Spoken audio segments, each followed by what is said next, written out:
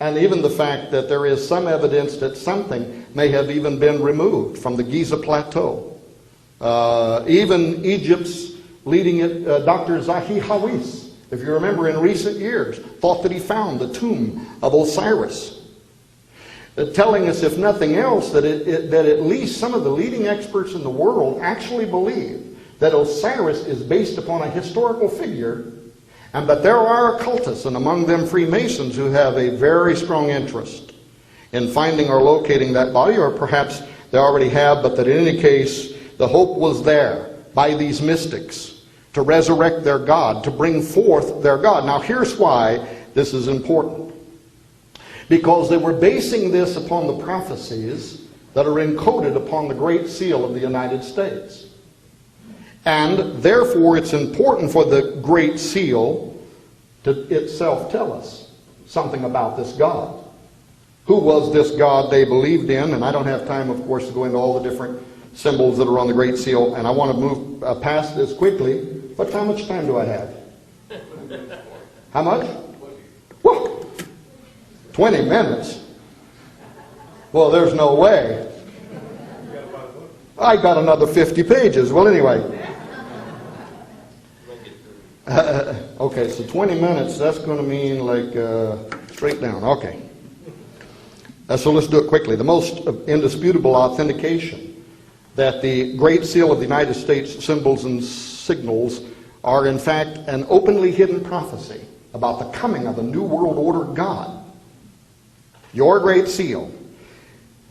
It all points to him, but this is the most powerful one, is the phrase Novus Ordo Seclorum, a new order of the ages. It was adapted by Charles Thomson in 1782 when he was designing the Great Seal, and according to the official record, Charles Thomson, and by the way, he was a friend of the Masons. People always say, well, it was designed by Charles Thomson. He wasn't a Freemason. He was a very close friend of the Freemasons. He might have been a closet Freemason, and he was certainly a great supporter of Benjamin Franklin's American Philosophical Society. But in any case, he created the phrase Novus Ordo Seclorum from inspiration that he found within a prophetic line. In Virgil's Eclogue 4, line 5, the Latin Magnus ab integro seclorum nascitur ordo, the interpretation of that original Latin meaning, and the majestic roll of circling centuries begins anew. But ladies and gentlemen, this section of Virgil's Eclogue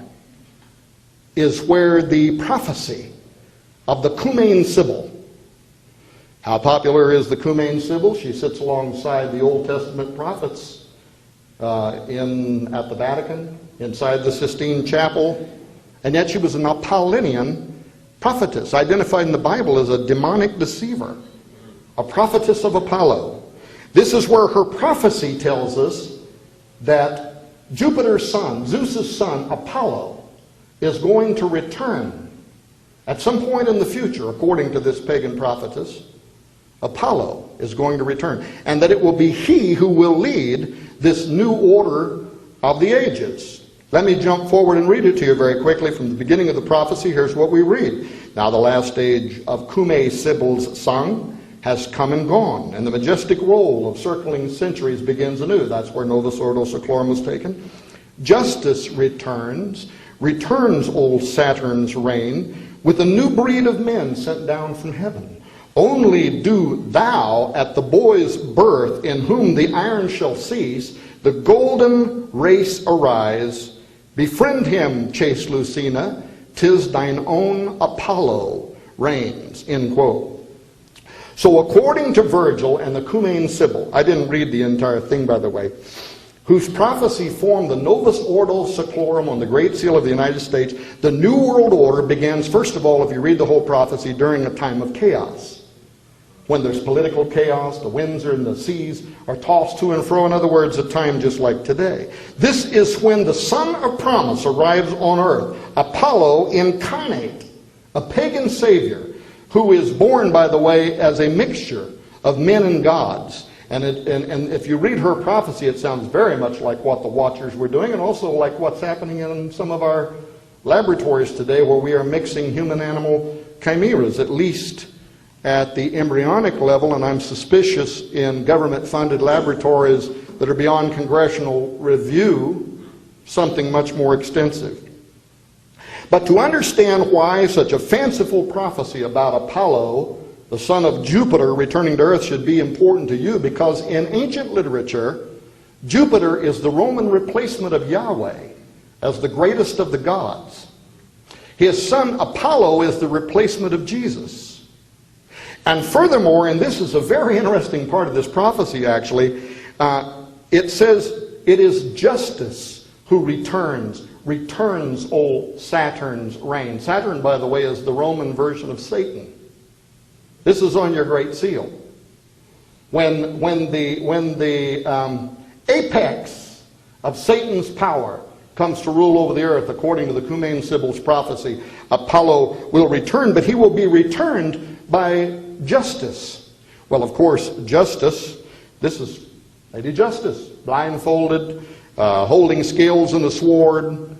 All of our courts of law, our justice systems, meaning that she represents the enforcement of secular law and is the power, according to the Sibyl's conjure, who is going to require global compliance to the zenith of Satan's authority over the earth. Now, some will say, well, Satan has authority over the earth right now. Oh, I know he does, but there is a difference when it says now he has come forward in great wrath.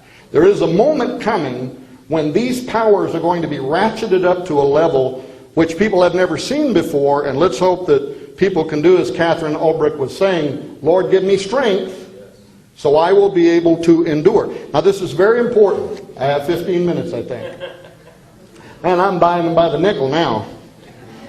If you don't know what that means, you'd have to go back to the farm, I guess. The Bible's accuracy along this same line is frightening. Let me read you something very quickly. It's in the New Testament. The identity of the God who comes, the Antichrist, could be viewed as Apollo. The same God repeated on the Great Seal of the United States. Listen to what it says, 2 Thessalonians 2:3. Let no man deceive you by any means, for that day shall not come, except there come a falling away first, and that man of sin be revealed, the son of perdition. And of course, the Greek word perdition, apoleia, Apollyon, Apollo. And by the way, numerous scholarly sources again and again prove that these characters are one and the same. Here's another one, Revelation 17:8. I think ties the coming of Antichrist with the return of this Masonic God on our Great Seal by revealing that the beast will ascend from the bottomless pit and enter him. Here's what it says, the beast thou sawest was and is not, and shall ascend from the bottomless pit and go into perdition. Apoleia, Apollo, Apollyon. And they that dwell on the earth shall wonder, whose names were not written in the book of life from the foundations of the earth, when they behold the beast that was and is not, the beast that was and is not and yet is. I don't know if I can do this in 10 minutes, but I'm going to try. It's not just the Great Seal of the United States that prophesies the return of this God.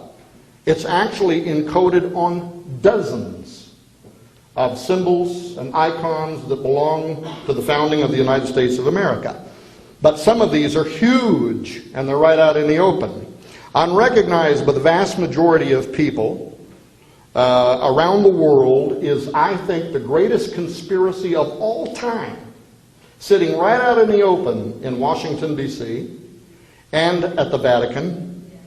It is an ancient, magical, talismanic diagram, the lost symbol, based on the history and cult of Isis, Osiris, Horus, and the prophecy not only of the deity's return, but the mechanism, according to the ancient traditions, that makes it happen.